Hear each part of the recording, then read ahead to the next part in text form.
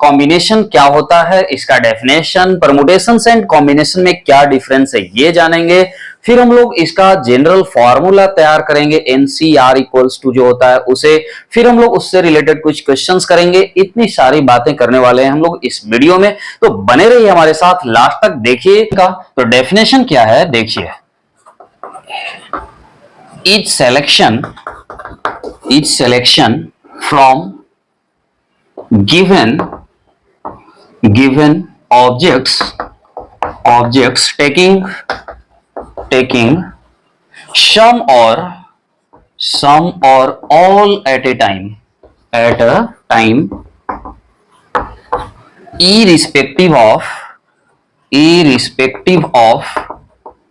arrangements,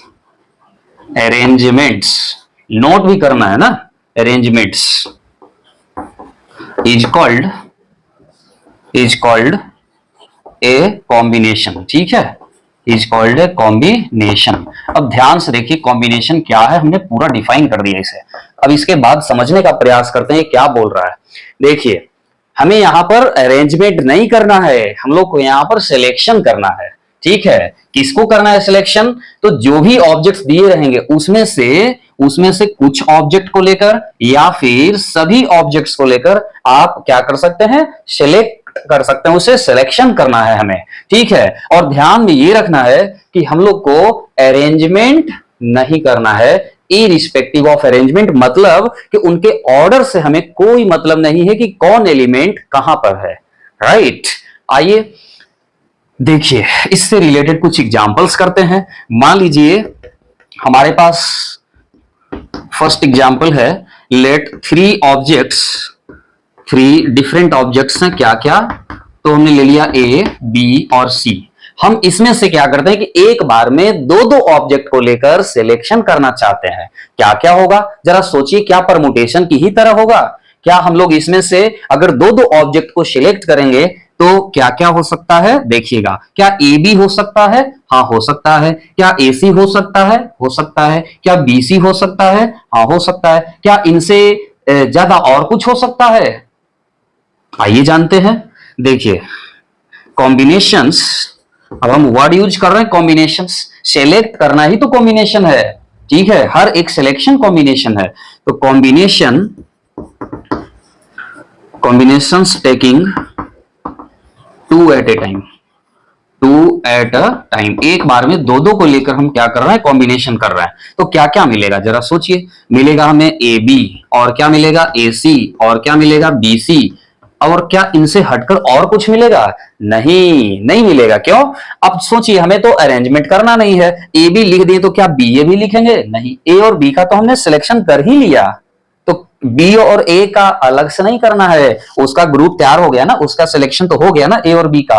अच्छा B और सी का हो गया ना, सी और बी का जरूरी नहीं है, ए और सी का हाँ हो गया। तो यही है कॉम्बिनेशंस, इसके ईच सिलेक्शन जो यहां पर है सब कॉम्बिनेशन है। समझ आया? यस। अब एक और एग्जांपल, आप सोचेंगे मजा नहीं आया, एक और एग्जांपल दीजिए, तो लीजिए एक और एग्जांपल लेते हैं, इसे नोट कर लेना है, ठीक है। अब देखिए और एग्जांपल लेते हैं, बहुत चीजें सीखेंगे हम लोग, अच्छा लगेगा। देखिए एग्जांपल सेकंड एग्जांपल है, इसमें लेते हैं लेट फॉर डिफरेंट ऑब्जेक्ट्स, उसमें भी डिफरेंट था ऑब्जेक्ट्स, ठीक है। 4 डिफरेंट ऑब्जेक्ट्स हमने ले लिया, A B C and D, ठीक है। ये 4 ऑब्जेक्ट्स हम लोगों ने ले लिया, और इसमें से क्या करना चाहते हैं कि एक बार में पहले दो लेके चलते हैं, ठीक है। Combinations taking two at a time, एक बार में दो ऑब्जेक्ट्स का लेके कॉम्बिनेशन करेंगे। तो जरा सोचिए क्या क्या होगा। देखिए तो क्या ए बी होगा? हाँ होगा। फिर क्या ए सी होगा? हाँ होगा। फिर क्या होगा? ए डी भी होगा ना। अब देखिए क्या बी ए तो होगा नहीं, क्योंकि ए बी हो गया है, तो उसका ऑर्डर से हमें मतलब नहीं है आगे पीछे लिखने से, क्योंकि अरेंज तो करना नहीं है। तो हम बी सी ले सकते हैं, हाँ बिल्कुल ले सकते हैं। क्या बी डी? हाँ होगा बी डी। फिर देखिए सी डी, हाँ सी डी होगा। क्या इनको छोड़कर और कोई होगा? नहीं होगा। एक बार में दो दो ऑब्जेक्ट को लेकर हमें अरेंज सिलेक्शन करना था और हमने सिलेक्शन कर लिया, और each selection is a combination from these four objects taking two at a time, right? Now we take three objects at a time. Combinations taking three at a time. तीन तीन को एक बार ले लेंगे, 3 at a time. एक बार में तीन तीन ऑब्जेक्ट्स को लेकर हम क्या करना चाहते हैं, सिलेक्शन करना चाहते हैं। तो क्या क्या मिलेगा, देखिए हम ए बी सी ले सकते हैं, ए बी सी ले लिए, और क्या हो सकता है, तो ए बी डी ले सकते हैं, ए बी डी ले लिए। अच्छा, और क्या हो सकता है, तो बी सी डी ले लेते हैं, हाँ ले लीजिए, बी सी डी ले लिए। और क्या हो सकता है, तो बी सी डी हो गया, ए बी सी हो गया, ए बी डी हो गया, ए सी डी ले लेते हैं, ए सी डी हो गया। अब कोई सोचेंगे आप तो हमेशा ए ही और बी ही स्टार्टिंग में लिए हैं। देखिए स्टार्टिंग हमने शुरू में ही बोला क्या कि पोजीशन से हमें कोई मतलब नहीं है कि कहां पर कौन है, उसके ऑर्डर से मतलब ही नहीं है, बस सिलेक्ट करना है उसको। हमने ए बी और सी को सिलेक्ट किया है ना, अब कहां लिखा है इसमें आगे पीछे उससे हमें कोई मतलब नहीं है, वो मतलब होता था सिर्फ परमुटेशन में, इसमें नहीं। समझ आया? तो total number of combinations taking 3 at a time from 4 given objects is 4, right? 4 तरीके से कॉम्बिनेशन किया जा सकता है। अब सोचेंगे कि सर चारों को ले लीजिए, अरे चारों को लेंगे तब तो फिर एक ही ग्रुप में आ जाएगा, एक ही बार में आ जाएगा, तो एक ही कॉम्बिनेशन बनेगा, ठीक है, ए बी सी डी का, राइट? अब सोचेंगे एक एक का लीजिए, तो एक एक का लीजिएगा तो 4 बनेगा, ए बी सी डी। उम्मीद है कि आप एग्जाम्पल समझ गए हैं, और अब हम लोग जानेंगे नोटेशन के बारे में, और फिर हम लोग तैयार करेंगे एक फॉर्मूला कि नंबर ऑफ कॉम्बिनेशंस कैसे पता करते हैं, ठीक है? तो आपने ये भी चीज क्लियर कर लिया ना कि परमुटेशन एंड कॉम्बिनेशन में डिफरेंस क्या है। हाँ, क्लियर हो गया होगा। क्यों? क्योंकि आपने समझ लिया कि उसमें अरेंजमेंट्स करना होता था, उसमें ऑर्डर को ध्यान में रखना होता था। जब इसके हम लोग पोजीशन को चेंज करते थे तो दूसरा अरेंजमेंट, दूसरा परमुटेशन बनता था। बट यहां पर अगर सी को यहां बी को यहां लिख दें तो अलग कॉम्बिनेशन नहीं है, सेम कॉम्बिनेशन है, because we have to select only, not we have to arrange, right? चलिए अब हम लोग क्या सीखने वाले हैं, अब सीखने वाले हैं इससे रिलेटेड नोटेशन। मान लीजिए कि n ऑब्जेक्ट्स हैं और एक बार में r ऑब्जेक्ट्स को लेकर हमें परमुटेशन करना था, तो हम लोग डिनोट करते थे NPR से, करते थे ना, ठीक है? नोटेशन देखिए, नोटेशन क्या है, इंपॉर्टेंट नोटेशन है। नंबर ऑफ क्या पर लिख दीजिए, number of combinations of n things taking r at a time is usually denoted by कितना, NCR, या फिर एक और तरीका है कैसे, तो CNR, इस तरह से भी डिनोट कर सकते हैं, या एक और तरीका है NR, नीचे ऊपर नीचे करके लिखता है, ठीक है? तो ये हो गया तरीका कैसे, तो डिनोट करने का। मान लीजिए कि हमारे पास n ऑब्जेक्ट्स दिए हैं और उसमें से एक बार में r ऑब्जेक्ट को लेके हम कॉम्बिनेशन तैयार कर रहे हैं, तो नंबर ऑफ कॉम्बिनेशंस को डिनोट कैसे करेंगे, तो NCR लिखेंगे, ठीक है? NCR या फिर CNR ऐसे, ठीक?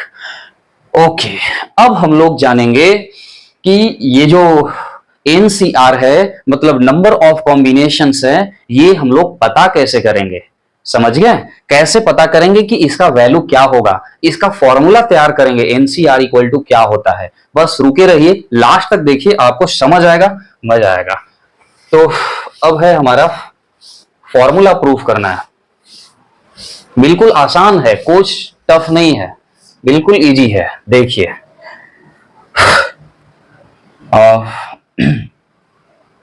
थ्योरम लिख लेते हैं, थ्योरम NCR इक्वल्स टू क्या, तो n फैक्टोरियल बाई होता है r factorial into n minus r का फैक्टोरियल, वेयर n लेस और इक्वल्स r लेस और इक्वल्स टू n। ठीक, हम लोग अब इस थ्योरम को प्रूफ करने जा रहे हैं। इस थ्योरम को प्रूफ करने के लिए क्या करेंगे, ध्यान से देखिएगा। देखिए सॉल्यूशन, जो हम लोग जानते हैं जो हम लोग जानते हैं उसे पहले लिखेंगे। क्या जानते हैं हम लोग? जानते हैं क्या? वी नो दैट, बहुत चीजें जानते हैं। इसमें एक चीज ये भी जानते हैं कि एनपीआर जो होता है ये क्या बताता है। तो एनपीआर ये बात को बताता है कि एन में से, एन ऑब्जेक्ट्स में से एक बार में आर ऑब्जेक्ट्स को लेके अरेंज करने का तरीका। ठीक है, लेकिन आप जरा सोचिए कि जब हमें एन में से आर ऑब्जेक्ट्स को लेके अरेंजमेंट करना रहता है तो पहले तो हम उसमें से सिलेक्ट करते हैं और सिलेक्ट करने के बाद फिर उसको हम लोग अरेंज करते हैं आपस में। ठीक है, जैसे मान लीजिए कि 10 ऑब्जेक्ट दिया है, उसमें से बोलेंगे कि 3 ऑब्जेक्ट को लेके अरेंज करना है आपको, तो पहले 3 सेलेक्ट करेंगे और उसके बाद उन तीनों को क्या करेंगे, आपस में उसके पोजीशन को चेंज करके अरेंज करेंगे। राइट, तो एनपीआर का मतलब हम लोग पहले लिखेंगे नंबर ऑफ अरेंजमेंट्स टेकिंग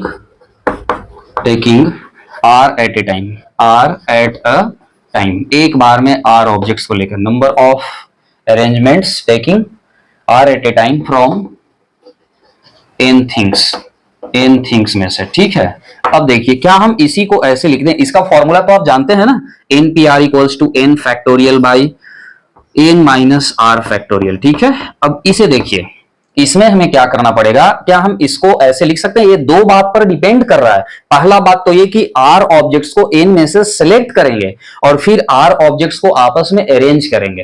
ठीक है, तो हम इसे लिख सकते हैं number of selection of r things from N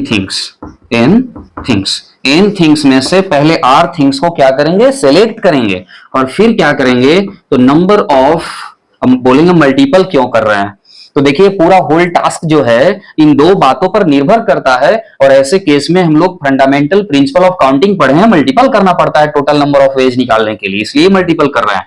number of arrangements of r things, ये जो सिलेक्ट किया हुआ रहेगा उसको अरेंज करना रहेगा। आप खुद सोचिए, क्या हम इसे लिख सकते हैं n factorial by n minus r का फैक्टोरियल इक्वल्स टू, इसको लिख सकते हैं एन सी आर। अभी आप लोग पढ़े थे, अभी तुरंत आप लोगों ने सीखा क्या, एन सी आर मतलब एक एन में से आर ऑब्जेक्ट्स को लेकर सिलेक्ट करने का तरीका की संख्या इनटू फिर ये आर ऑब्जेक्ट्स को आपस में अरेंज करने का आर फैक्टोरियल वेज। तो यहां से क्या हमें फॉर्मूला नहीं मिल गया, यहां से हमें जो फॉर्मूला मिल गया वो मिल गया n C r equals to, ये आर फैक्टोरियल को इधर डिवाइड में ले लीजिए तो यहां से मिलेगा कितना, n factorial by n minus r का फैक्टोरियल इंटू आर का फैक्टोरियल। ठीक है, तो क्या हम लोग को यही प्रूफ करना था?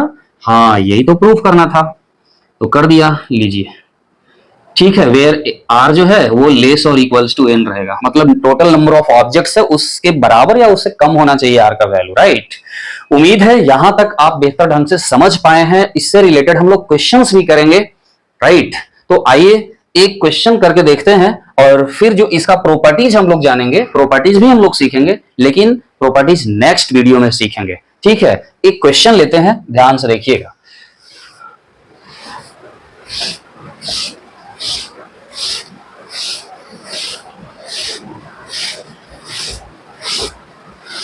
पर ना आए। ठीक है, तो 6 नॉन कॉलिनियर पॉइंट्स दिया है और उनको ज्वाइन करके total number of straight lines कितने बनाए जा सकते हैं, total number of line segments कितने बनाए जा सकते हैं, ये पता करना है। तो आप सोचिए कि अगर हमें n नॉन कॉलिनियर पॉइंट्स दिया हुआ है, जहां तहां ऐसा पॉइंट है, एक लाइन पर नहीं है, 1 2 3 4 5 6, चलो 6 हो गया।